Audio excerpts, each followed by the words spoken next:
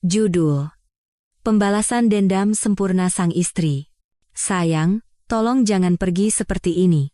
Jangan pernah. Di luar, ia berakting sebagai istri yang berduka, menggenggam tangan suaminya. Namun di dalam hatinya, ia sudah mengetahui segalanya. Perselingkuhan suaminya dengan sahabatnya sendiri. Rencana kematian palsu. Dan kebenaran yang jauh lebih mengerikan dari itu. Kau pikir aku tidak akan tahu? Sambil menatap suaminya yang terbaring, bergantung pada ventilator, sang istri tersenyum dingin. Di balik akting yang sempurna, pembalasan dendam sang istri yang cermat, kini dimulai. Ruang VVIP di sebuah rumah sakit mewah di Jakarta hanya dipenuhi oleh bunyi sinyal teratur dari peralatan medis. Wajah Hadi Wijaya, yang terbaring di tempat tidur, pucat pasi, dadanya naik turun dengan lemah, dibantu oleh ventilator. Di kursi samping tempat tidur, Citra Sari dengan tenang menggenggam tangan suaminya. Mata Citra merah dan bengkak, dan tisu di tangannya sudah basah kuyup. Sambil mengelus punggung tangan Adi, Citra berbisik pelan. Sayang, tolong jangan seperti ini. Jangan pernah. Dari luar jendela kamar VVIP, pemandangan kota Jakarta terhampar luas. Sesuai dengan statusnya sebagai kamar VVIP di lantai atas, pemandangannya sangat menakjubkan. Namun, tak ada pemandangan apapun yang masuk ke mata Citra. Saat ini, semua itu tak ada artinya baginya. Tiba-tiba, Citra teringat saat Adi memesan kamar ini. Beberapa hari yang lalu, Adi tiba-tiba pergi untuk pemeriksaan kesehatan dan kembali dengan berita bahwa ia menderita penyakit serius. Ia langsung memesan kamar VVIP ini. Saat itu, pintu kamar terbuka pelan dan Dr. Maya Lestari masuk. Mengenakan jas putih, Maya membawa rekam medis, wajahnya tampak sangat muram. Maya mendekati Citra, mengambil sebuah kursi, lalu duduk di sampingnya. Citra, kamu harus kuat, Maya membuka mulutnya sambil membalik-balik rekam medis. Sepertinya kita harus menerima kenyataan. Hasilnya menunjukkan mati otak, kemungkinan untuk pulih sudah tidak ada lagi. Citra mengangkat kepalanya dan menatap Maya. Benarkah tidak ada harapan lagi? Mungkin kalau kita bawa ke rumah sakit yang lebih besar atau ke luar negeri? Maya menggelengkan kepalanya dengan raut wajah sedih. Citra, aku kan dokter. Aku sudah melakukan berbagai macam tes. MRI, CT scan, PET scan. Semua yang bisa kulakukan sudah kulakukan. Secara medis, tidak ada lagi yang bisa kita perbuat. Aku turut berduka cita. Maya mengeluarkan surat keterangan kematian dari sebuah map dan memberikannya pada Citra. Ini surat keterangannya. Sepertinya, kita harus mulai mempersiapkan pemakaman. Dengan tangan gemetar, Citra menerima surat itu. Tertulis di sana, mati otak akibat pendarahan otak akut. Namun, pandangan Citra tidak tertuju pada surat itu, melainkan pada wajah Maya. Di mata Maya saat memandang Adi, tersirat emosi lain, bukan kesedihan. Itu adalah tatapan yang mendekati kasih sayang. Citra tidak melewatkan tatapan itu. Ia juga melihat tangan Maya dengan lembut mengelus kening Adi. Sentuhan itu bukan seperti sentuhan seorang teman yang menghibur, melainkan sentuhan mesra seorang kekasih. Seketika, perasaan aneh muncul di hati Citra. Sambil menyeka air matanya, Citra berkata, Maya, terima kasih banyak, karena kamu sudah merawat suamiku sampai akhir. Maya tersenyum tipis dan menjawab, tentu saja. Mas Adi juga orang yang berharga bagiku. Kita kan sudah kenal sejak kuliah. Jawaban Maya terdengar anehnya tulus. Tepat pada saat itu, pintu kamar terbuka lagi, dan seorang perawat masuk. Permisi, saya datang untuk memeriksa kondisi pasien. Perawat itu memeriksa berbagai angka di monitor dan mencatatnya. Sambil melakukannya, ia berbisik pelan kepada Maya, Dokter Maya, sepertinya kondisi pasien lebih buruk dari kemarin. Ya, aku tahu. Aku sudah memberitahu keluarganya, jawab Maya sambil melirik Citra. Setelah perawat itu pergi, Maya meletakkan tangannya di bahu Citra. Citra, aku tahu ini berat, tapi seperti yang kukatakan tadi, kamu harus mempersiapkan hatimu. Citra menundukkan kepalanya dalam-dalam dan bertanya, berapa lama lagi dia bisa bertahan? Dengan suara dingin, Maya menjawab, secara medis, mungkin 1 atau 2 hari lagi. Mendengar kata-kata Maya, ekspresi Citra menunjukkan keputusasaan yang lebih dalam. Sementara itu, di koridor luar kamar, orang tua Adi, Bambang Hartono dan Sri Rahayu, berjalan mondar-mandir dengan cemas. Di tengah kesibukan para perawat dan staf rumah sakit, keduanya berbicara dengan suara pelan. Akhirnya, ini akan segera berakhir. Apalagi dokter Maya yang sudah memberikan diagnosisnya, kata Bambang sambil menghela napas. Benar. Sekarang kita tidak perlu lagi berurusan dengan menantu miskin itu, sahut Sri Rahayu sambil melirik sinis ke arah pintu kamar. Awal yang baru sudah di depan mata. Betapa menyenangkannya kalau Maya menjadi menantu baru kita. Dia dokter, keluarganya terpandang, dan yang terpenting, dia jauh berbeda dari si miskin itu. Suara Sri Rahayu dipenuhi harapan yang terang-terangan. Hati-hati bicaramu. Siapa tahu ada yang dengar, kata Bambang sambil melihat sekeliling. Citra, yang baru saja keluar dari toilet di ujung koridor, tanpa sengaja mendengar percakapan itu. Ia berhenti dan bersembunyi di balik dinding, terus menguping pembicaraan mertuanya. Wajah Citra dipenuhi keterkejutan yang luar biasa dan kemarahan yang dingin. Ia mengepalkan tangannya, menahan amarah. Namun, ia kembali ke kamar dengan ekspresi seolah tidak terjadi apa-apa. Begitu Citra kembali ke kamar, Maya mendekatinya. Citra, sepertinya persiapan pemakaman harus segera dilakukan. Baiklah, aku mengerti. Tapi, di mana sebaiknya kita adakan upacaranya? Aku tahu tempat yang bagus. Fasilitasnya bersih, aksesnya mudah. Mau aku hubungi terlebih dahulu? Terima kasih. Bantuanmu sangat berarti, kata Citra sambil menggenggam tangan Maya. Sepertinya Mas Adi sangat kesakitan, ya? Biasanya dia tidak pernah menunjukkan kalau sedang sakit. Maya sedikit menundukkan kepalanya dan menjawab, iya. Sebenarnya kondisinya sudah tidak baik sejak beberapa bulan lalu. Tapi sepertinya dia berpura-pura baik-baik saja di depanmu. Mungkin dia tidak ingin membuatmu khawatir. Jawaban Maya mengandung nada penyesalan yang aneh. Beberapa bulan lalu? Kenapa aku sama sekali tidak tahu? Mas Adi kan orang yang sangat kuat. Dia mungkin tidak ingin membuat keluarganya khawatir sampai akhir. Mendengar penjelasan Maya, kecurigaan Citra semakin besar. Aneh rasanya bahwa suaminya sudah sakit selama berbulan-bulan, tetapi ia sebagai istri tidak tahu, sementara Maya sebagai teman mengetahuinya. Meskipun Citra tidak menunjukkannya, dalam hatinya ia merasa semua ini terasa terlalu sempurna, seolah sudah dipersiapkan. Kondisi suaminya yang memburuk secara tiba-tiba, diagnosis mati otak yang cepat dari teman dokternya, dan rencana terang-terangan dari mertuanya. Semuanya terasa seperti sebuah skenario. Keesokan siangnya, Citra Sari berdiri sendirian di tengah kesunyian rumahnya. Sejak Adi Wijaya dirawat di rumah sakit, rumah itu menjadi semakin sepi, putrinya sedang di sekolah. Citra masuk ke ruang kerja Adi untuk merapikannya dan menemukan laptop di atas meja. Biasanya, ia akan melewatinya begitu saja. Namun, teringat kejadian kemarin, ia membuka laptop itu. Saat tutup laptop dibuka, layar menampilkan aplikasi WhatsApp yang masih terbuka, memperlihatkan percakapan dengan Maya Lestari.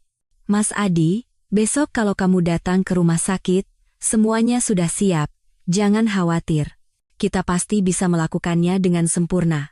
Tentu saja. Kamu lupa aku ini dokter? Surat keterangannya akan kutulis sendiri.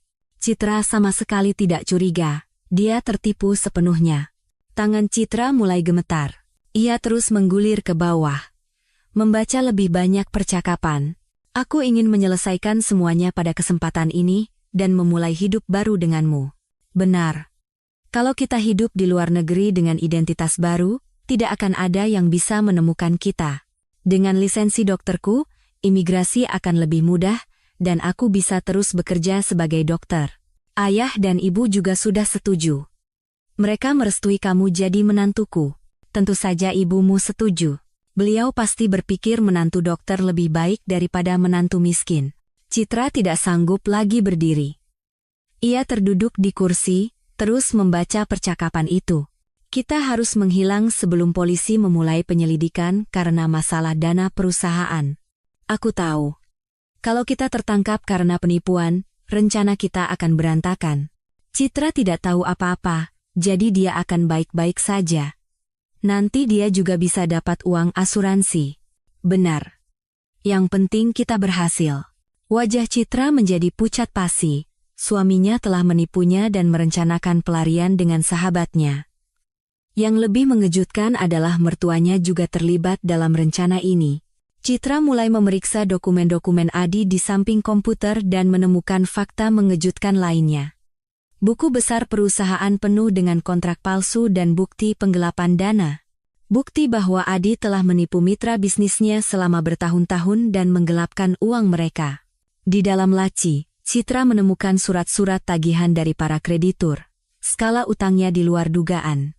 Utang miliaran rupiah menumpuk atas nama pribadi Adi dan perusahaannya. Kemudian, di laci lain di ruang kerja, ia menemukan surat wasiat yang diam-diam ditulis oleh Adi. Di sana tertulis bahwa setelah kematiannya, semua asetnya harus dijual untuk melunasi utang, dan sisanya diberikan kepada Citra dan putri mereka. Namun, Citra tahu, utangnya terlalu banyak sehingga hampir tidak ada aset yang akan tersisa. Adi sengaja merencanakan ini, tahu betul bahwa Citra akan menanggung semua utangnya setelah ia menghilang. Dengan tenang, Citra memeriksa rekening bank rahasianya. Uang yang ia kumpulkan secara diam-diam selama beberapa tahun setelah menikah jumlahnya cukup besar.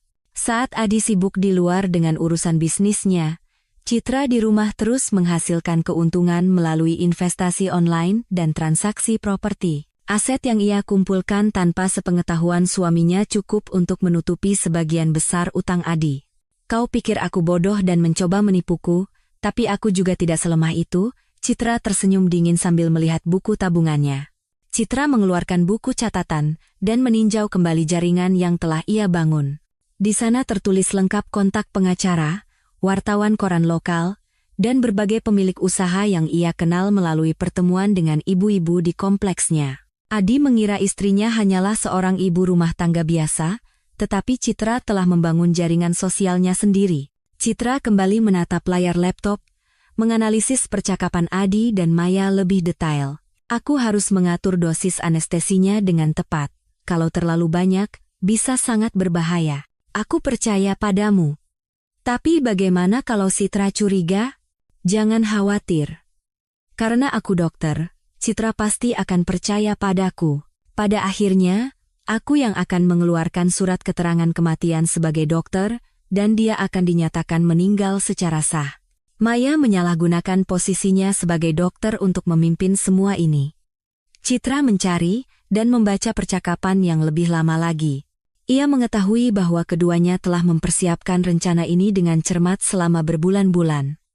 Mulai dari memilih tempat pelarian di luar negeri, mempersiapkan identitas baru, hingga cara mendapatkan dana. Semuanya direncanakan dengan sangat teliti. Dan yang paling mengejutkan adalah isi percakapan dengan mertuanya. Bu, apakah ibu sangat menyukai Maya? Tentu saja. Dia dokter, keluarganya terpandang, dan yang terpenting, kalian berdua serasi. Orang dari keluarga miskin tidak cocok dengan kita. Citra mengepalkan tangannya, menelan amarahnya. Mertuanya sejak awal terlibat aktif dalam rencana ini. Tidak hanya tidak mengakuinya sebagai menantu, mereka bahkan berencana untuk menyingkirkannya dari keluarga. Citra mematikan komputer dan keluar dari ruang kerja. Untuk menenangkan pikirannya, ia kembali ke kamarnya dan mencoba menyusun kembali pikirannya. Pengkhianatan suami, pengkhianatan sahabat, pengkhianatan mertua, semuanya terungkap sekaligus. Kalau begitu, sekarang giliranku untuk membuat rencana. Citra bergumam dengan suara dingin.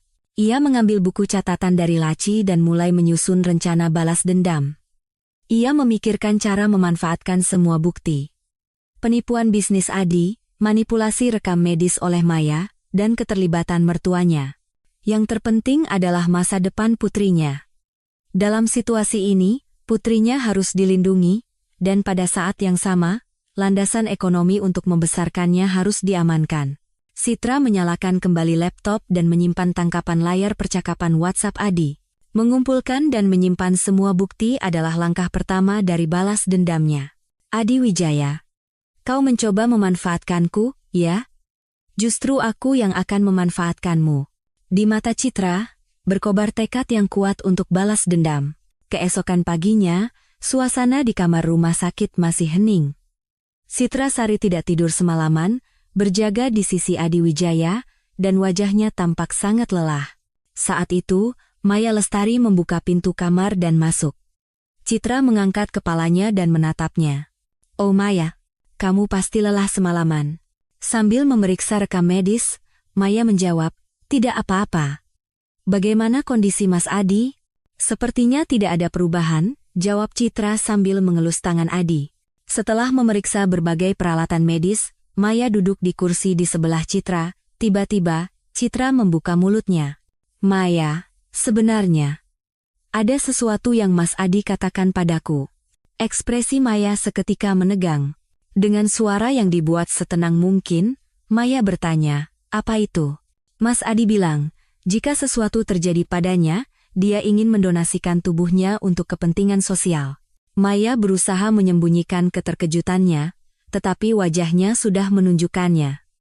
"Citra, tiba-tiba kenapa kamu bicara begitu?" "Donasi organ.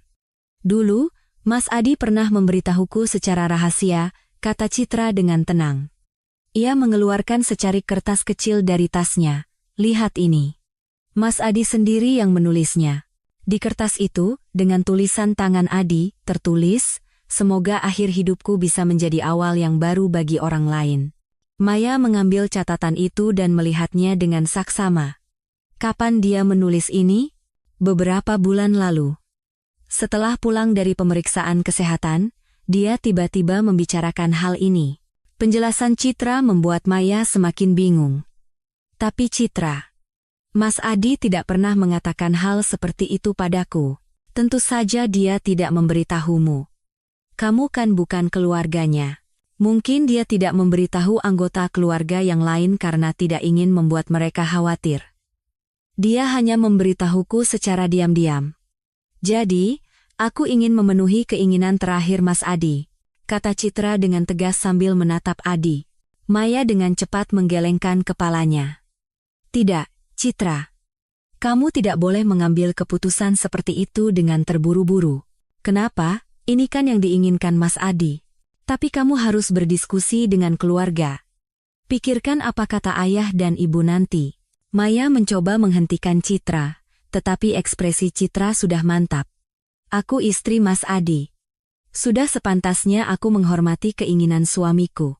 Citra mengeluarkan ponselnya. "Aku akan menghubungi pusat donasi organ." "Tunggu, Citra." Maya dengan cepat memegang tangan Citra. "Jangan terburu-buru. Kita bisa memutuskannya setelah memantau kondisi Mas Adi lebih lama." "Maya, kamu kan dokter, kamu lebih tahu. Bukankah sekarang waktu yang paling tepat?" Kata-kata Citra membuat Maya terdiam. Citra mulai menelepon. "Halo, apakah ini pusat donasi organ? Saya ingin mendonasikan organ suami saya." "Ya." Maya memberi isyarat agar Citra memutuskan telepon, tetapi Citra tidak peduli. "Ya, beliau sedang dirawat di rumah sakit, dalam kondisi mati otak." "Ya." Selama panggilan telepon berlangsung, Maya mondar-mandir di kamar dengan cemas. "Baik. Anda akan datang sore ini?" "Baik, saya akan menunggu." Begitu Citra menutup telepon, Maya berkata dengan panik, "Citra, apakah kamu benar-benar akan melakukan ini? Coba pikirkan lagi. Aku sudah memutuskan. Ini yang diinginkan Mas Adi." Saat itu, pintu kamar terbuka, dan Bambang Hartono serta Sri Rahayu masuk. Keduanya heran melihat suasana tegang antara Citra dan Maya. "Ada apa ini? Kenapa suasananya begini?" tanya Bambang sambil mengerutkan kening. Citra menatap mertuanya dan berkata dengan tenang, "Ayah, Ibu, ada yang ingin saya sampaikan tentang Mas Adi." "Apa itu?" tanya Sri Rahayu dengan cemas. "Mas Adi ingin mendonasikan organnya." Seketika, kamar itu menjadi sunyi. Bambang dan Sri Rahayu menatap Citra dengan ekspresi tidak percaya. "Apa katamu?" teriak Sri Rahayu dengan mata terbelalak. "Donasi organ. Apa maksudmu?" "Mas Adi pernah memberitahu saya, jika terjadi sesuatu padanya, Dia ingin tubuhnya disumbangkan untuk kepentingan sosial. Citra kembali menunjukkan catatan itu. Bambang mengambil catatan itu dan membacanya. Kapan dia menulis ini? Beberapa bulan lalu. Mungkin dia tidak memberitahu keluarga karena tidak ingin membuat khawatir, jadi hanya memberitahu saya. Sri Rahayu menggelengkan kepalanya dengan keras. Tidak boleh. Sama sekali tidak boleh. Ibu, ini keinginan Mas Adi. Keinginan apaan? Aku tidak akan pernah membiarkan tubuh anakku disentuh, teriak Sri Rahayu dengan emosi. Bambang ikut menimpali, memarahi Citra. Hei, Citra. Kamu tidak bisa memutuskan hal sepenting ini sendirian. Masalah keluarga harus kita putuskan bersama. Saya sudah menghubungi pusat donasi organ. Mereka akan datang sore ini. Mendengar kata-kata Citra, Sri Rahayu semakin marah. Dasar perempuan ular. Kamu mau membunuh anakku 2 kali? Ibu, tolong jangan berkata seperti itu. Wajah Citra tetap tenang. Dasar miskin. Apa yang mau kamu lakukan pada anakku? Suara Sri Rahayu semakin keras hingga terdengar sampai ke koridor. Saat itu, pintu kamar terbuka lagi dan beberapa perawat masuk. Permisi, ada apa ini? Pasien lain jadi terganggu. Maya mencoba menengahi. Maaf, ada sedikit perbedaan pendapat dalam keluarga. Tolong jaga ketenangan di dalam kamar. Setelah para perawat pergi, Bambang mendekati Citra. Citra, masalah keluarga kita selesaikan sendiri. Tidak perlu terburu-buru melibatkan orang luar. Mas Adi adalah suami saya. Saya punya hak untuk memutuskan. Mendengar kata-kata tegas Citra, Sri Rahayu kembali meledak. Hak apa yang kamu punya atas anakku? Secara hukum, istri berhak mengambil keputusan, jawab Citra dengan tenang. Maya, melihat situasi semakin tidak terkendali, ikut campur. Semuanya, tenanglah. Saat ini kita harus berbicara dengan tenang demi Mas Adi. Namun, Sri Rahayu tidak mau mendengarkan. Maya, kamu kan dokter, katakan padaku, apa ini masuk akal? Maya menatap Citra dengan ekspresi bingung. Secara prinsip, jika itu keinginan almarhum dan wali utamanya, kita memang harus mengikutinya. Apa katamu? Sri Rahayu mulai memarahi Maya juga. Citra mengamati seluruh situasi sambil tersenyum tipis. Semuanya berjalan sesuai rencananya. Pukul 2 siang, lobi rumah sakit lebih ramai dari biasanya. Doni Prasetyo, seorang wartawan berjas, masuk ke dalam rumah sakit bersama juru kameranya. Setelah mendapat arahan dari resepsionis, mereka naik lift ke lantai tempat Adi Wijaya dirawat. Di depan pintu kamar, Doni merapikan kartu namanya. Ia adalah seorang wartawan veteran dari stasiun TV lokal, Metro TV. Setelah memastikan juru kameranya siap, Doni mengetuk pintu kamar dengan hati-hati. Silakan masuk. Terdengar suara Citra Sari. Ketika Doni masuk ke dalam kamar, suasana terasa tegang. Sri Rahayu berdiri di sudut dengan tangan terlipat, sementara Bambang Hartono berdiri di dekat jendela dengan wajah serius. Dr. Maya Lestari duduk di kursi, tampak jelas gelisah. Selamat siang, saya Doni Prasetyo, wartawan dari Metro TV News. Doni memberikan kartu namanya kepada Citra. Terima kasih sudah menghubungi kami. Saya ingin meliput keputusan mulia suami Anda. Citra menyambut wartawan itu dengan sopan. Justru saya yang berterima kasih Anda sudah datang. Saya ingin banyak orang tahu tentang keinginan terakhir suami saya. Tiba-tiba Sri Rahayu menyela, tunggu dulu, siapa yang memanggil wartawan? Suaranya tajam. Saya yang menghubunginya, Bu, jawab Citra, dengan tenang. Dengan hak apa kamu Sri Rahayu berteriak? Tetapi Doni Prasetyo dengan tenang mencoba memahami situasi. Permisi, apakah ada perbedaan pendapat di antara keluarga? Citra menatap lurus ke arah Doni dan berkata, tidak ada. Ibu mertua saya hanya terlalu sedih. Beliau sangat terpukul karena akan kehilangan putranya secara tiba-tiba. Doni memberi isyarat kepada juru kameranya, dan kamera mulai merekam. Baik, kita mulai wawancaranya. Pertama, bisakah Anda ceritakan tentang keputusan donasi organ suami Anda? Citra memasang ekspresi sedih ke arah kamera. Suami saya semasa hidupnya sangat suka menolong orang. Dia pernah berkata, Jika sesuatu terjadi padanya, ia ingin memberikan kontribusi terakhirnya bagi masyarakat. Sejak kapan beliau mengungkapkan keinginan itu? Sejak beberapa bulan lalu. Setelah pulang dari pemeriksaan kesehatan, dia tiba-tiba berbicara serius tentang hal ini, kata Citra dengan mata berkaca-kaca. Dia tidak memberitahu keluarga lain karena tidak ingin membuat mereka khawatir, jadi hanya memberitahu saya. Sri Rahayu tidak tahan lagi dan maju ke depan kamera. Tunggu dulu, wartawan, ini tidak benar.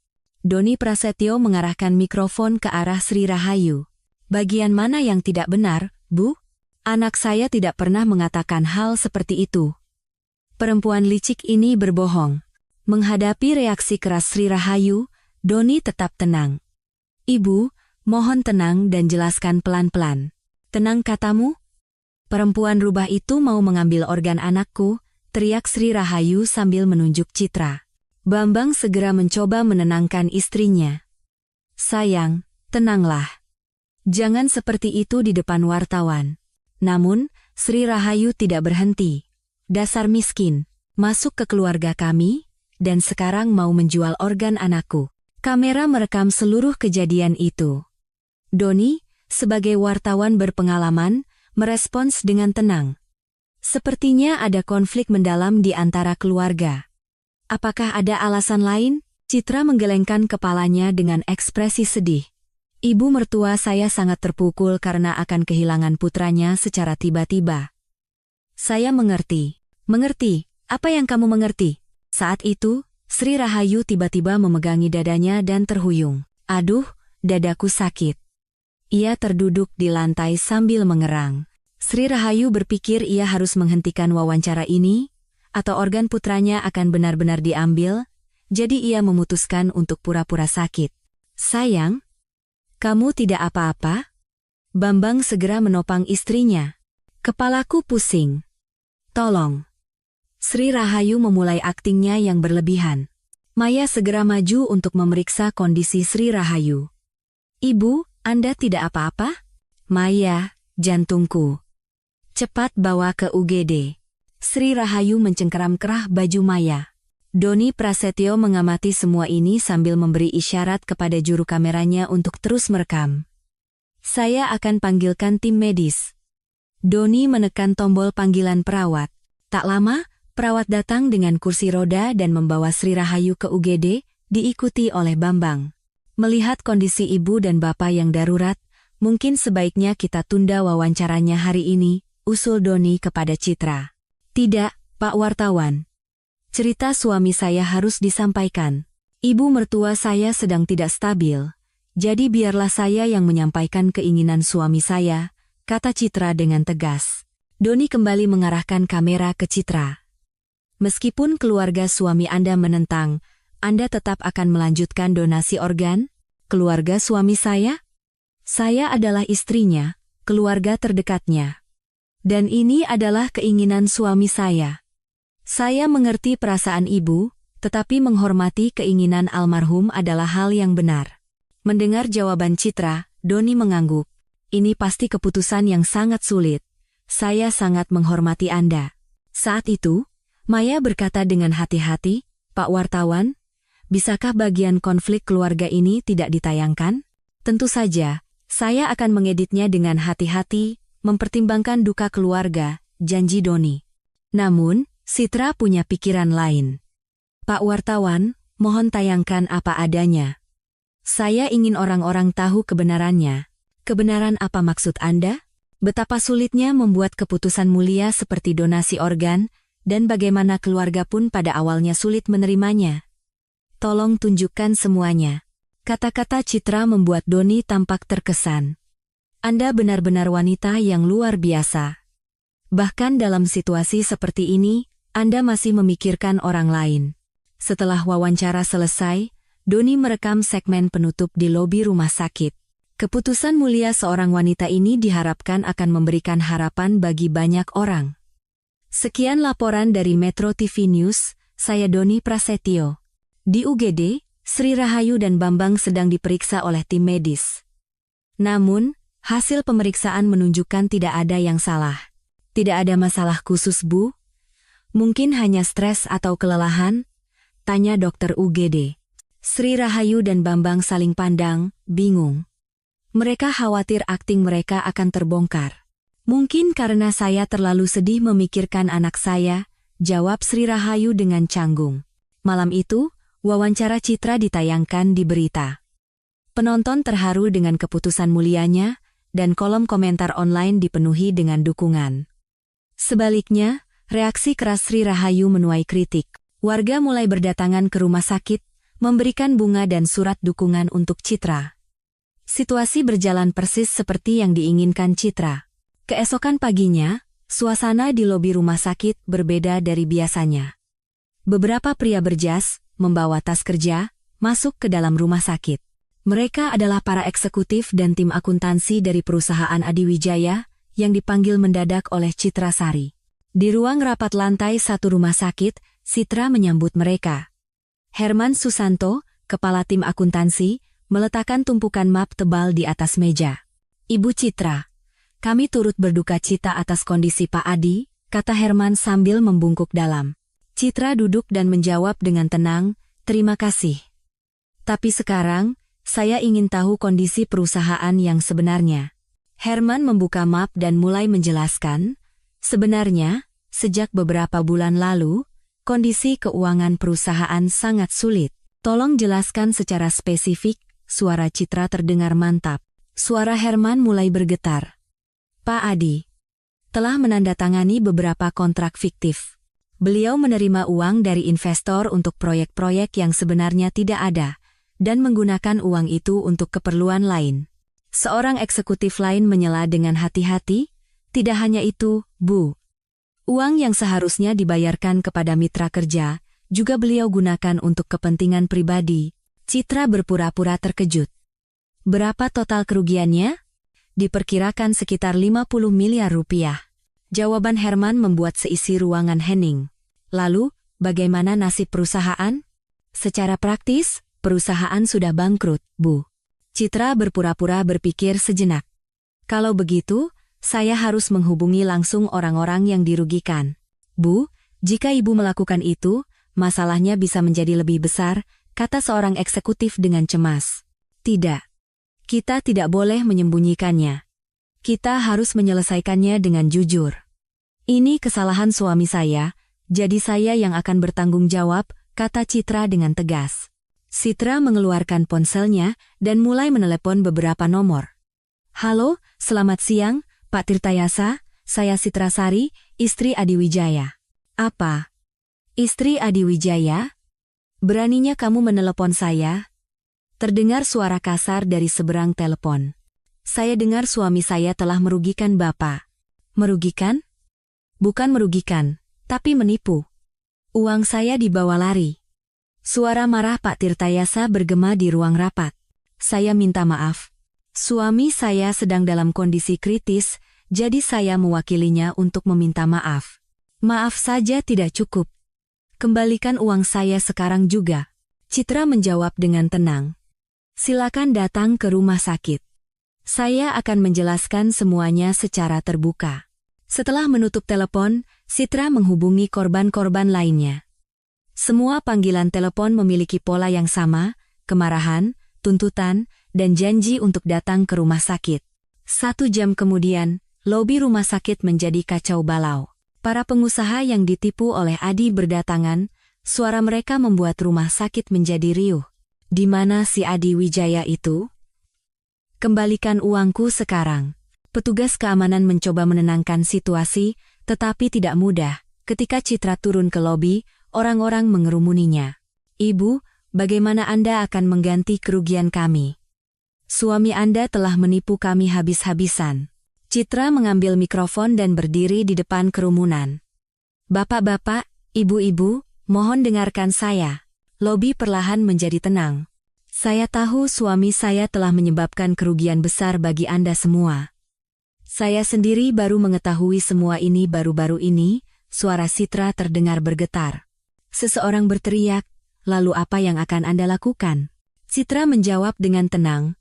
Saya akan mengungkapkan semua aset suami saya secara transparan dan akan memberikan ganti rugi melalui proses hukum. Tapi sejujurnya, utangnya terlalu banyak, jadi mungkin akan sulit untuk melunasi semuanya. Wajah orang-orang kembali muram. Saat itu, Sri Rahayu dan Bambang Hartono muncul dari UGD. Mereka terkejut melihat kerumunan di sekitar putra mereka. "Ada apa ini?" tanya Bambang sambil mendekati Citra. "Ayah, sepertinya Mas Adi melakukan banyak kesalahan dalam bisnisnya," jawab Citra pelan.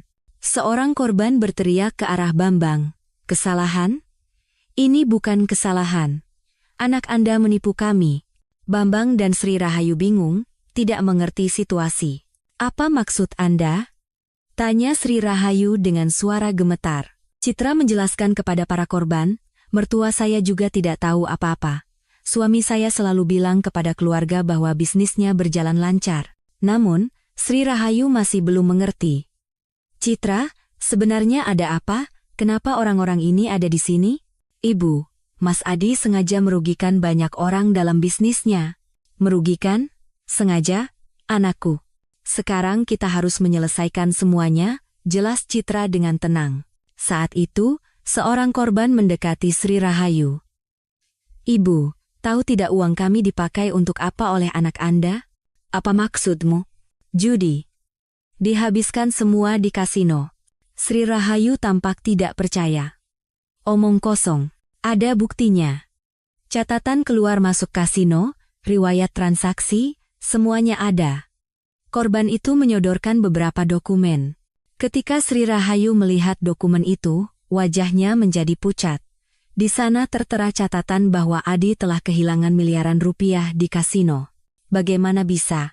Sri Rahayu hampir jatuh, tetapi Bambang menopangnya. Citra menyaksikan semua ini dengan kepuasan batin. Ini adalah saatnya mertuanya mengetahui sifat asli Adi.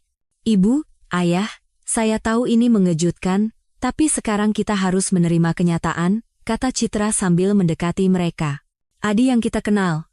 Sepertinya bukan dia yang sebenarnya," kata Bambang sambil menunduk. "Benar, Ayah. Saya juga baru mengetahuinya." Para korban mulai melunak melihat sikap tulus Citra. "Lalu, apa rencana Ibu?"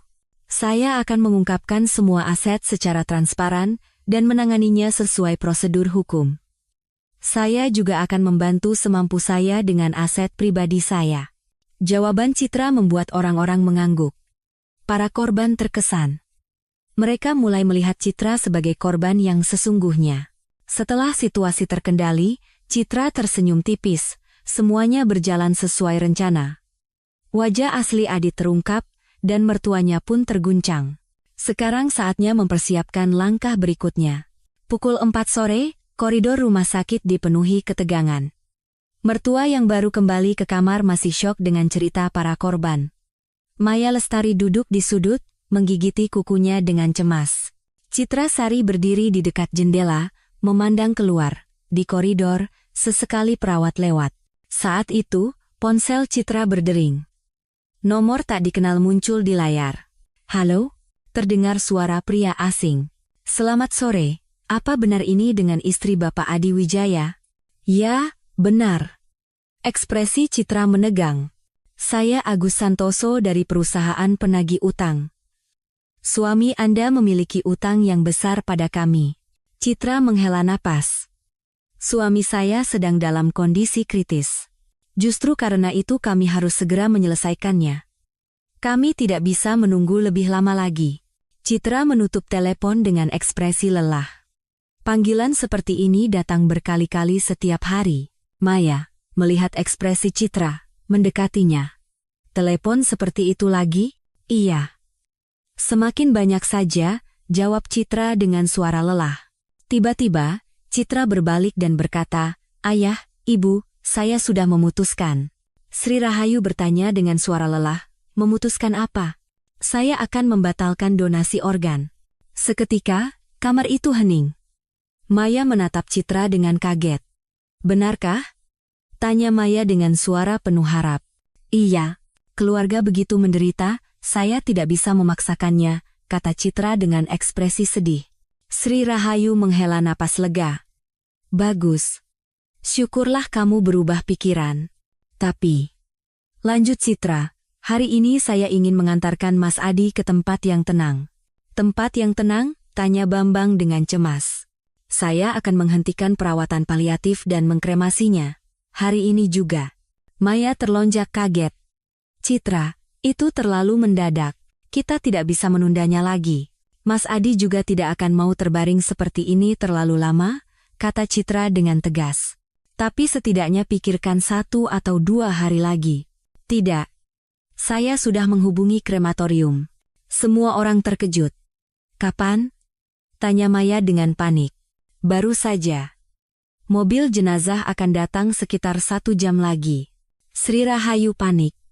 Kenapa harus terburu-buru? Ibu, tadi ada keributan di rumah sakit. Dalam situasi seperti ini, kita tidak bisa membiarkan Mas Adi di sini terus, jelas Citra. Mertuanya tidak bisa membantah. Saat itu, pintu kamar terbuka, dan seorang tamu lain muncul.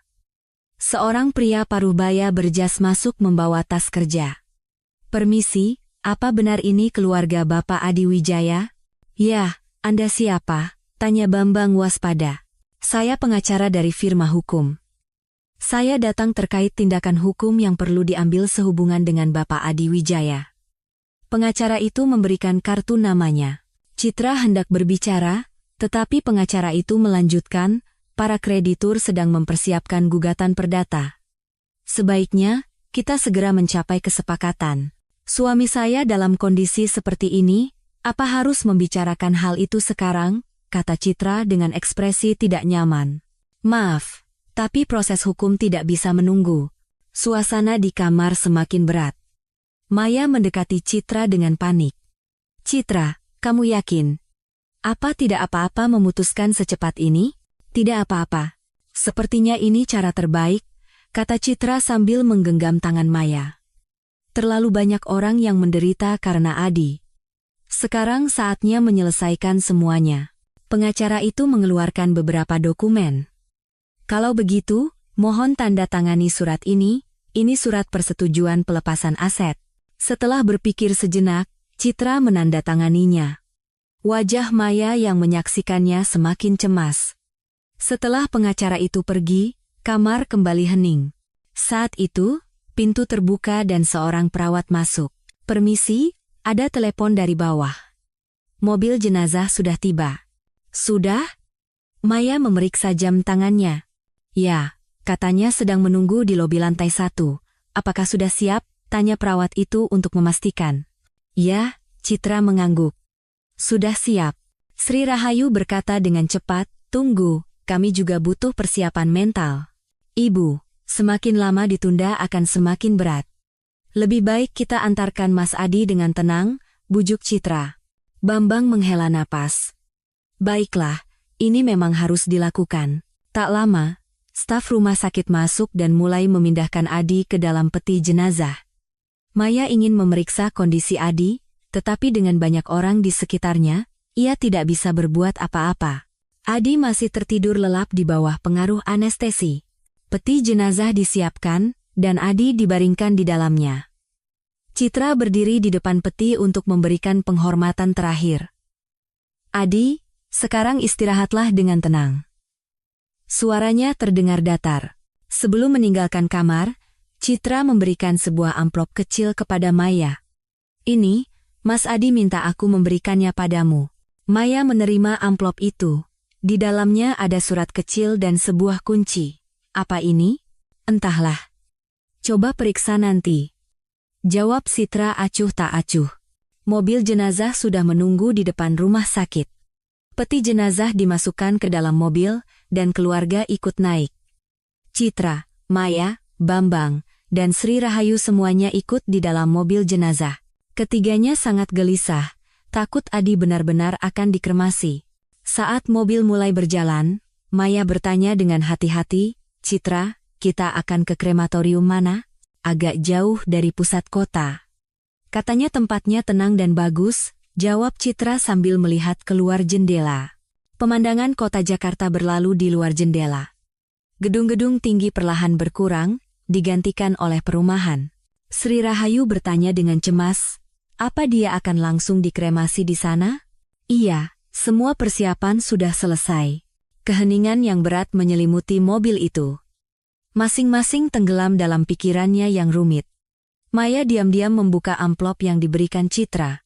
Di dalam surat, tertulis pesan singkat dengan tulisan tangan Adi. Aku sudah menyiapkan beberapa hal untuk berjaga-jaga. Kunci ini untuk sebuah loker. Maya melipat kembali surat itu dan memasukkannya ke dalam amplop.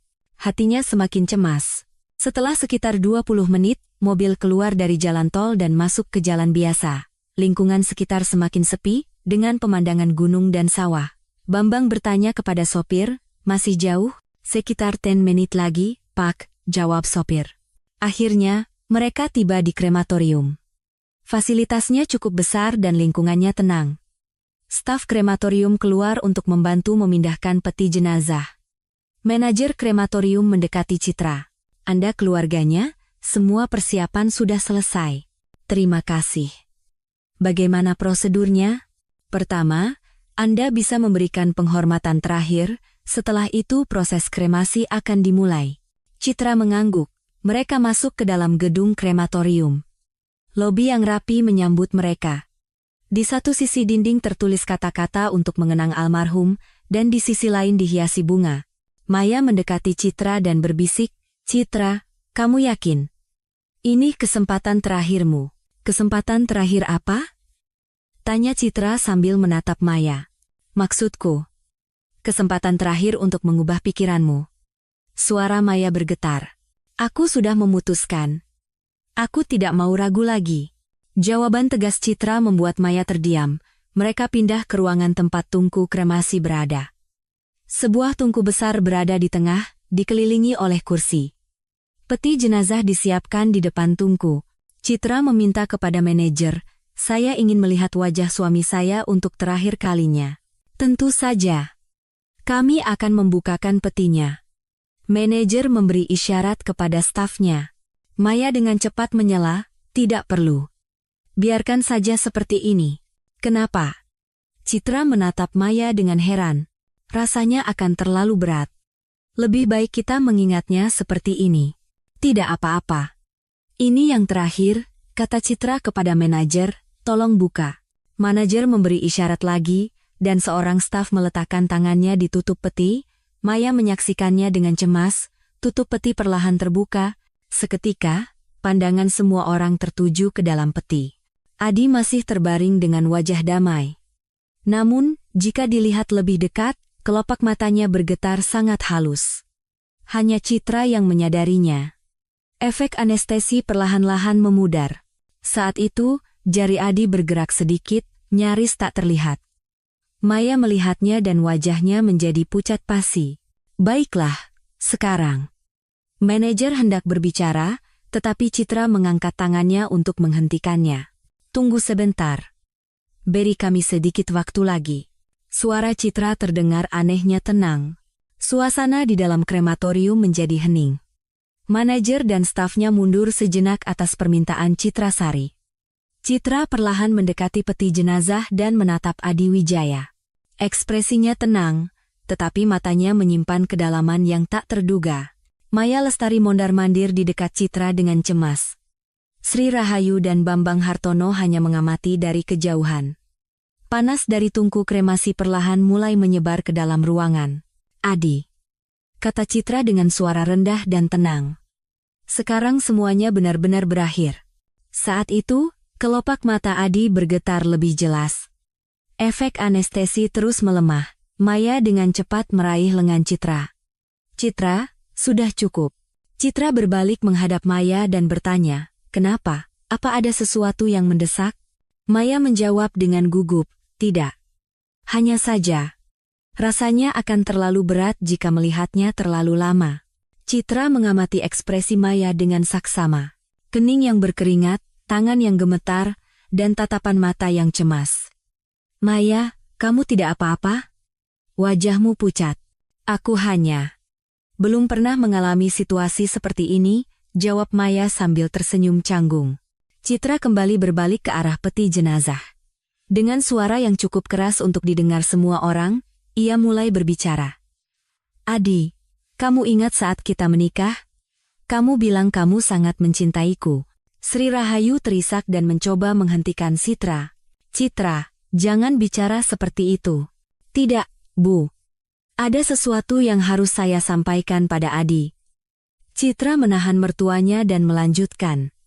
Adi, kenapa kamu berbohong padaku? Kenapa kamu berselingkuh dengan Maya dan berpikir aku tidak akan tahu apa-apa? Seketika, krematorium menjadi sunyi. Maya menatap Citra dengan kaget. Citra, apa maksudmu? Apa maksudku? Aku tahu segalanya. Kalian berdua mencoba membodohiku. Citra menatap lurus ke arah Maya.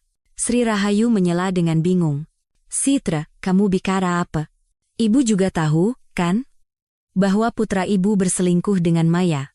Pengakuan Citra membuat wajah Sri Rahayu pucat pasi. Tapi yang lebih keterlaluan adalah Adi berencana untuk pura-pura mati. Manajer dan staf saling pandang dengan kaget. Citra, sadarlah. Kamu pasti syok karena kehilangan suamimu sampai bicara yang aneh-aneh, kata Maya dengan panik. Aneh? Kalau begitu, apa ini juga aneh? Citra tersenyum dingin. Ia mengeluarkan ponselnya dan menunjukkan layarnya. Ini pesan-pesan yang kalian kirim, jalankan sesuai rencana. Surat keterangan kematian akan aku buat, kita akan hidup dengan identitas baru di luar negeri. Citra membacakan isi pesan itu dengan suara keras. Apa ini juga aneh? Bambang berkata dengan tidak percaya, itu tidak mungkin. Bukan tidak mungkin, Ayah. Citra menatap Bambang. Ayah dan ibu juga terlibat dalam rencana ini, kan? Kalian bilang lebih baik punya menantu dokter daripada menantu miskin, ingat?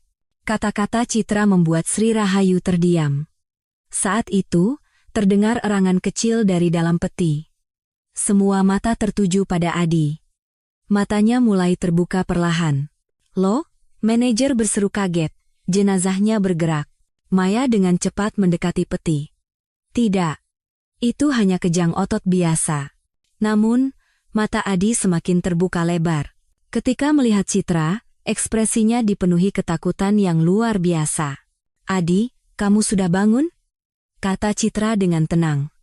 Bagaimana rasanya? Menyaksikan pemakamanmu sendiri? Adi mencoba menggerakkan mulutnya, tetapi sisa efek anestesi membuatnya tidak bisa bersuara dengan jelas. Manajer berkata dengan bingung, bagaimana ini bisa terjadi? Anda bilang ada surat keterangan kematian? Itu palsu, kata Citra dengan tegas. Maya menyalahgunakan profesinya sebagai dokter untuk membuat surat keterangan kematian palsu. Maya membantah dengan putus asa. Tidak mungkin. Untuk apa aku melakukan itu? Untuk apa? Untuk kabur bersama Adi Wijaya.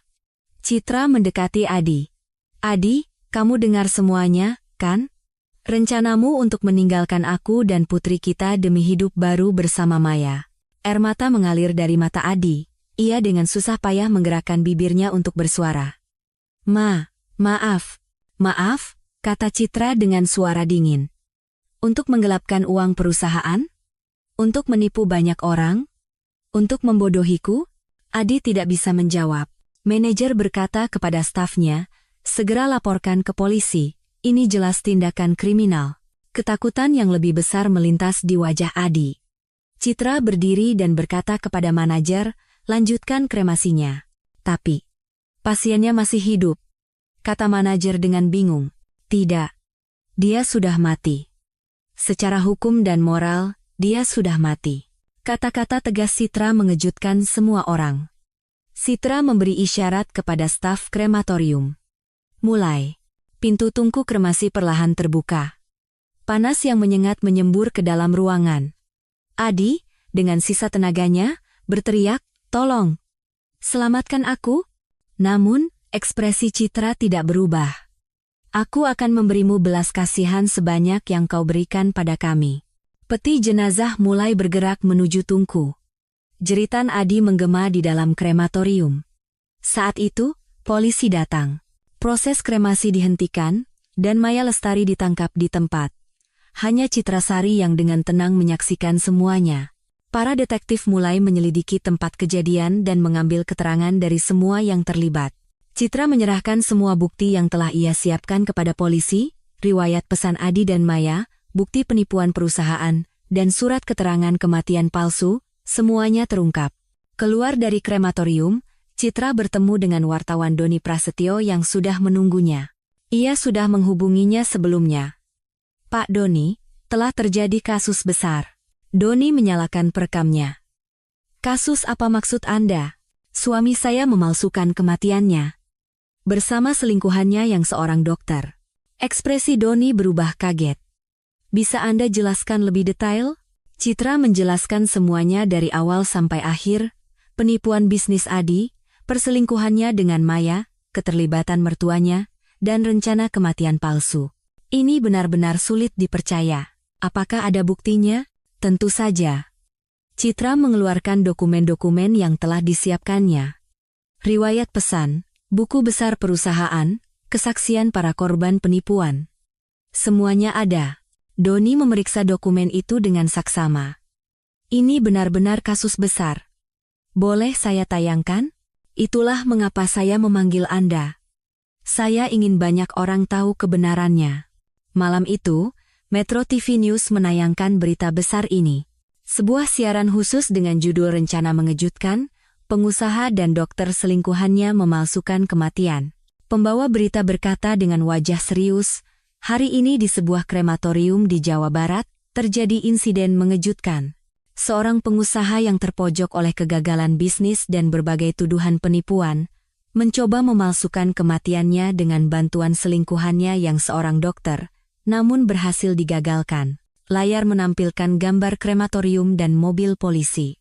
Doni Prasetyo melaporkan dari lokasi. Wawancara dengan Citra ditayangkan. "Saya sangat syok mengetahui suami saya berencana meninggalkan saya dan putri saya demi kehidupan baru," kata Citra dengan mata berkaca-kaca. "Tapi yang lebih mengejutkan adalah orang yang saya anggap sahabat terlibat dalam semua ini." Berita itu juga menayangkan adegan penangkapan Maya, yang diborgol dan dimasukkan ke dalam mobil polisi. Dokter yang terlibat dijerat dengan pasal pelanggaran hukum kesehatan, pemalsuan dokumen negara, dan turut serta dalam penipuan. Begitu berita selesai, reaksi di dunia maya meledak. Tidak percaya hal seperti ini bisa terjadi di dunia nyata. Seorang dokter terlibat? Benar-benar mengejutkan. Istrinya hebat sekali. Balas dendam yang sempurna. Baik pengusaha maupun dokternya, keduanya jahat. Sebagian besar komentar mendukung Citra dan mengutuk Adi serta Maya. Keesokan paginya, kasus penipuan kematian palsu menjadi trending topik nomor 1 di berbagai portal berita. Acara bincang-bincang di TV membahas kasus ini, dengan para ahli memberikan analisis. Rencana yang begitu rumit ini bisa terjadi karena penyalahgunaan wewenang profesi dokter. Terutama pemalsuan surat keterangan kematian, itu adalah salah satu kejahatan paling serius dalam hukum kesehatan, jelas seorang profesor hukum. Seorang ahli medis juga memberikan kritik, kasus ini telah merusak kepercayaan publik terhadap profesi dokter. Sementara itu, pihak rumah sakit tempat Maya bekerja panik. Direktur rumah sakit mengadakan konferensi pers darurat. "Rumah sakit kami mengutuk keras tindakan dokter tersebut. Kami akan memperkuat sistem pengawasan internal agar hal seperti ini tidak terulang lagi," kata direktur sambil membungkuk. Ikatan Dokter Indonesia, IDI, juga mengeluarkan pernyataan. "Kami akan memastikan bahwa tindakan menyimpang dari segelintir oknum dokter tidak merusak kepercayaan terhadap seluruh tenaga medis." Karyawan perusahaan Adi lebih terkejut lagi. Mereka mengira bos mereka benar-benar telah meninggal. "Saya tidak percaya Pak Adi masih hidup," kata seorang karyawan dalam wawancara. "Lalu upacara duka yang kami adakan itu untuk apa? Kami benar-benar dibodohi." Para korban penipuan Adi juga muncul di media. "Awalnya saya kasihan karena dia meninggal. Ternyata dia masih hidup dan mencoba kabur. Syukurlah kebenaran terungkap. Istri Pak Adi adalah wanita yang sangat berani," kata seorang korban dengan nada marah. Sri Rahayu dan Bambang mengurung diri di rumah. Mereka tidak membuka pintu meskipun wartawan berkumpul di depan rumah mereka. Dari sela-sela jendela, penampilan mereka tampak sangat terpuruk. Penyelidikan polisi dimulai secara serius. Semua kejahatan Adi terungkap satu persatu. Penggelapan dana perusahaan, penipuan investasi, penggelapan pajak, hingga perjudian. Kejaksaan menahan Maya dengan tuduhan pelanggaran hukum kesehatan, pemalsuan dokumen, dan turut serta dalam penipuan. Sri Rahayu dan Bambang juga diselidiki atas tuduhan konspirasi penipuan. Perhatian media terus berlanjut. Setiap hari ada informasi baru yang diberitakan. Diketahui uang yang dihabiskan Adi untuk berjudi mencapai lebih dari 20 miliar rupiah. Dana yang disiapkan untuk kabur ke luar negeri mencapai 10 miliar rupiah.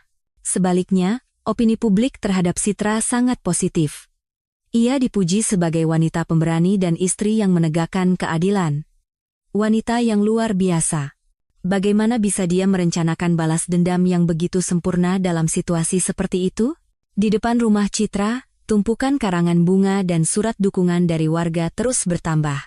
Ia menanggapi semua permintaan wawancara dengan sopan dan mengungkapkan kebenaran tanpa ada yang ditutupi. Seminggu setelah kejadian, Citra kembali mengadakan konferensi pers.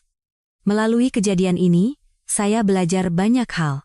Terutama, bahwa kebenaran pada akhirnya akan selalu terungkap, kata Citra dengan tenang. Mulai sekarang, saya akan memulai hidup baru bersama putri saya. Penampilan Citra yang tegar meninggalkan kesan mendalam bagi banyak orang. Pembalasan dendamnya sempurna, dan secara sosial, ia mendapatkan pengakuan yang setimpal. Di ruang sidang, semua orang menahan napas menyaksikan persidangan. Maya Lestari duduk di kursi terdakwa, menunduk dalam sambil gemetar. Sri Rahayu dan Bambang Hartono duduk berdampingan di kursi saksi dengan wajah lesu. Kursi penonton dipenuhi oleh karyawan perusahaan Adi Wijaya dan para korbannya. Di barisan paling depan, Citra Sari duduk sambil menggenggam erat tangan putrinya. Terdakwa Maya Lestari, apakah ada yang ingin Anda sampaikan mengenai dakwaan?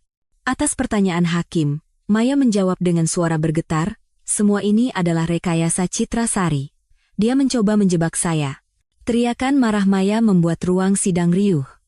Namun, hakim tetap tenang dan melanjutkan proses persidangan. Saksi Citra Sari, silakan duduk di kursi saksi. Citra melepaskan tangan putrinya dan berjalan dengan tegap ke depan. Saat Citra duduk, Maya menatapnya dengan geram. Saksi, tolong jelaskan secara rinci tindakan yang dilakukan oleh terdakwa Maya Lestari, tanya jaksa. Dengan suara tenang, Citra menjawab, Maya Lestari memiliki hubungan gelap dengan suami saya, Adi Wijaya.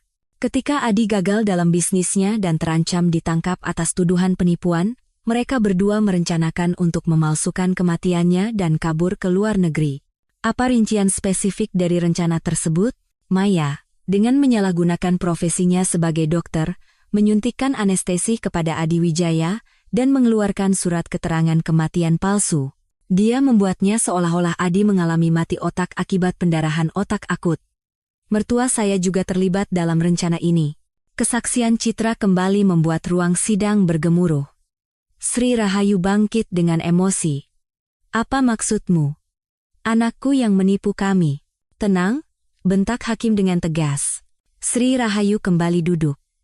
Bambang hanya menunduk tanpa berkata apa-apa. Jaksa kemudian menampilkan bukti-bukti yang diserahkan Citra di layar. Percakapan pesan antara Adi dan Maya terlihat jelas, dengan kata-kata seperti kematian palsu, kabur ke luar negeri, dan uang asuransi. Wajah Maya menjadi pucat pasi. Itu semua rekayasa, teriaknya. Namun, Citra melanjutkan kesaksiannya tanpa goyah. Maya menipu saya dengan berpura-pura menjadi sahabat. Mertua saya ikut serta dalam rencana ini karena mereka tidak pernah menerima saya sebagai menantu yang miskin. Mereka berencana menggunakan uang saya untuk melunasi utang, lalu membantu suami saya dan Maya kabur ke luar negeri. Mendengar kata-kata terakhir Citra, Bambang dan Sri Rahayu tidak bisa membantah, mereka menyadari betapa besar dosa dari keserakahan mereka. Selanjutnya, Herman Susanto, kepala tim akuntansi, bersaksi. Pak Adi selama bertahun-tahun melakukan kontrak fiktif dan menggelapkan dana perusahaan. Beliau juga menghabiskan miliaran rupiah untuk berjudi. Ketika penyelidikan polisi dimulai, sepertinya beliau memutuskan untuk melarikan diri. Kesaksian Herman membuat para korban marah dan berteriak, "Kembalikan uang kami, penipu." Kesaksian-kesaksian berikutnya semakin memperjelas kejahatan Maya dan Adi. Proses bagaimana Maya memanipulasi sistem rumah sakit dan membuat surat keterangan kematian palsu, serta bukti-bukti penipuan yang dilakukan Adi, semuanya terungkap. Di hadapan semua kesaksian dan bukti, Maya tidak bisa lagi berkelit. Terdakwa Maya Lestari, apakah ada kata-kata terakhir?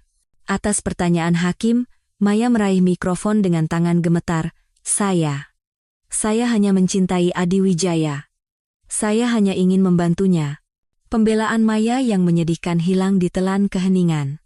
Hakim kemudian membacakan putusan dengan suara berat. Terdakwa Maya Lestari, mengingat beratnya kejahatan dan kerusakan besar terhadap kepercayaan publik, dijatuhi hukuman 7 tahun penjara, pencabutan lisensi dokter seumur hidup, dan denda sebesar 20 miliar rupiah. Mendengar putusan itu, Maya terduduk lemas dan menangis. 7 tahun. Tidak mungkin. Sri Rahayu bangkit dan berteriak, pengadilan macam apa ini? Bambang segera membungkam mulut istrinya. Hakim melanjutkan dengan putusan untuk Bambang dan Sri Rahayu. Saksi Bambang Hartono dan Sri Rahayu, terbukti secara jelas bahwa kalian mengetahui kejahatan putra kalian namun membiarkannya, serta mendukung hubungan gelapnya. Kalian juga secara aktif membantu putra kalian memalsukan kematian untuk melarikan diri. Oleh karena itu, masing-masing dijatuhi hukuman 2 tahun penjara dan seluruh aset kalian disita negara. Apa? Sri Rahayu pingsan seketika. Bambang hanya menatap kosong ke depan dengan sok. Ruang sidang menjadi kacau. Terakhir, Adi Wijaya, sebagai dalang utama, dijatuhi hukuman penjara seumur hidup. Setelah persidangan selesai, seluruh aset Adi dan perusahaannya diprioritaskan untuk mengganti rugi para korban. Sisa aset yang cukup besar, sesuai prosedur hukum, menjadi milik Citra dan putrinya, Rina. Media massa memberitakan kasus ini sebagai kehancuran total keluarga penipu masyarakat. Saat Citra melangkah keluar dari gedung pengadilan, ia disambut oleh tepuk tangan meriah dari wartawan dan warga. Dengan ekspresi tegar dan tenang, ia membungkuk memberi hormat, seorang warga memberinya karangan bunga. Sambil menggenggam tangan Rina, Citra meninggalkan pengadilan. Matanya dipenuhi keharuan dan harapan akan awal yang baru. Sambil mengelus lembut kepala Rina, Citra berkata, "Sekarang, hanya ada ibu dan Rina. Kita akan hidup bahagia berdua." Rina, seolah tidak tahu apa-apa, tersenyum cerah. "Iya, Bu." Melihat senyum cerah Rina, Citra merasakan bahwa kehidupan baru telah dimulai. Pembalasan dendamnya telah berakhir dengan sempurna. Sekarang saatnya menjalani kehidupan baru, bukan lagi balas dendam. Semuanya terasa kembali pada tempatnya, damai. 2 tahun setelah persidangan berakhir, di suatu hari musim semi, Citra Sari berdiri di depan sebuah gedung baru. Fasad kaca gedung itu berkilauan di bawah sinar matahari, dengan papan nama Pusat Konseling Wanita Harapan yang bersinar terang. Di pintu masuk yang dihiasi banyak karangan bunga, ia tersenyum lebar menyambut para tamu. Acara peresmian itu dihadiri oleh banyak media dan warga. Berdasarkan pengalamannya, Citra membuka pusat konseling ini untuk membantu wanita-wanita yang menderita akibat penipuan atau kekerasan dalam rumah tangga. Rina, di samping ibunya, membantu acara dengan senyum cerah. Tak ada lagi bayang-bayang masa lalu di wajahnya. "Ibu Citra, Anda benar-benar luar biasa. Bagaimana Anda bisa melakukan semua ini dalam 2 tahun terakhir?" tanya seorang wartawan. Citra tersenyum. "Bukan saya sendiri. Ini semua mungkin berkat bantuan banyak orang, dan putri saya adalah sumber kekuatan terbesar bagi saya." Citra merangkul bahu Rina dengan lembut. Rina menggenggam tangan ibunya. "Ibu yang memberiku keberanian terbesar. Aku bangga pada ibu." Mata Citra berkaca-kaca. Saat itu, seorang wanita mendekati Citra dan menggenggam tangannya. "Saya juga ditipu oleh suami saya dan kehilangan segalanya. Mendengar cerita ibu, saya mendapat banyak keberanian." "Terima kasih." Air mata mengalir di pipi wanita itu. Citra memeluknya dengan hangat. "Tidak apa-apa. Sekarang kita bisa memulai lagi. Saya akan membantu Anda. Anda tidak sendirian lagi." Acara peresmian berjalan sukses. Keesokan harinya, pusat konseling mulai beroperasi. Para wanita yang menjadi korban kekerasan dalam rumah tangga, penipuan, dan kesulitan ekonomi terus berdatangan. Bersama pengacara, psikolog, dan pekerja sosial, Citra membantu mereka memulai hidup baru. Ia mengubah rasa sakitnya menjadi energi untuk menolong orang lain. Pada saat yang sama, di dalam penjara, Maya Lestari sedang bekerja. Tangannya yang dulu terbiasa menjadi dokter, kini memegang kain lap kasar. Memandang langit sempit dari balik jendela, Maya menghela napas. Lisensi dokternya telah dicabut secara permanen, dan ia telah sepenuhnya disingkirkan dari dunia medis. Maya Lestari. Waktunya makan siang. Cepat kemari. Mendengar suara sipir, Maya berjalan gontai. Matanya kosong, seolah telah menyerah pada segalanya. Ia teringat masa lalunya yang gemilang dan masa kininya yang menyedihkan, penuh penyesalan. Rencana sempurna yang ia susun untuk kabur bersama Adi, dihancurkan oleh pembalasan dendam Citra yang cermat. Kebencian dan amarah terhadap Citra kembali membara. "Citra Sari, beraninya kau," gumam Maya. Sementara itu, Bambang Hartono dan Sri Rahayu menghabiskan masa tua mereka yang menyedihkan di sebuah panti jompo yang didanai pemerintah. Setelah kejahatan putra mereka dan keserakahan mereka sendiri terungkap di media, mereka kehilangan segalanya. Teman-teman menjauh, dan mereka diasingkan dari lingkungan sosialita. Mereka bukan lagi pasangan kaya dan terpandang, melainkan hanya sepasang lansia yang malang. "Sayang, makan malam sudah siap," kata Bambang sambil memberikan nampan kepada Sri Rahayu. Sri Rahayu menatap nampan itu dengan hampa, lalu berteriak, "Ini semua salah siapa? Kamu yang membuat anak kita seperti itu. Lalu kamu? Kamu yang senang, Maya akan jadi menantu." Keduanya saling menyalahkan. Hubungan mereka telah hancur dan tidak bisa diperbaiki lagi. Mereka menjadi tak berdaya. Perusahaan Adi telah bangkrut, dan semua bisnis ilegalnya telah dibersihkan. Mereka menerima hukuman sosial yang setimpal. Malam itu, Citra menghabiskan waktu bersama Rina di taman indah di rumah mewah barunya. Citra tersenyum melihat putrinya menyirami bunga. Semua rasa sakit dan penderitaan masa lalu telah hilang. Hatinya dipenuhi kedamaian dan kebahagiaan. "Bu, bunga ini cantik sekali." "Ya?" kata Rina dengan senyum cerah. "Iya, cantik sekali. Mungkin karena putri ibu yang merawatnya," kata Citra sambil mencium pipi Rina. Rina memeluk ibunya dengan manja. Citra tidak lagi terikat oleh dendam atau kebencian.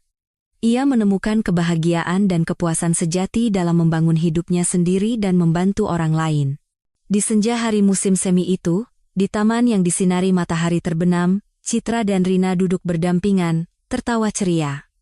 Angin hangat meniup lembut rambut mereka.